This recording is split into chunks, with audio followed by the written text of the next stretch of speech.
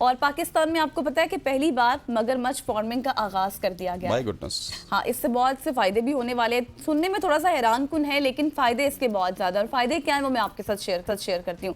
पाकिस्तान में पहली बार जैकबाबाद में मगरमच्छ फार्मिंग का बाज़ाब्ता आगाज किया गया है, और जिसका मेन जो मकसद है वो ये है कि चमड़े की सनत को फ़रोग देना, सियाहत को तरक्की देना है। ज़ाहिर है बहुत ज़्यादा टूरिस्ट आएंगे फिर देखने के लिए।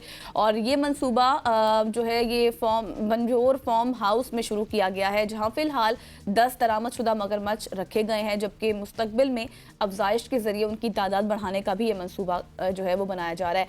और जो मगरमच्छ है उसकी तकरीबन 5 साल में बालिग वो हो जाते हैं, और उनकी लंबाई 21 फुट तक जा सकती है, और वज़न 1 टन तक भी पहुँच सकता है। उनकी खाल आलमी सतह पर महंगी चमड़े की मसनूआत में इस्तेमाल होती है, जो पाकिस्तान की मईशत के लिए एक नया मौका भी फराहम कर सकती है। और अगर ये मनसूबा कामयाब रहा तो पाकिस्तान में मज़ीद मगरमच्छ फार्म कायम किए जा सकते हैं,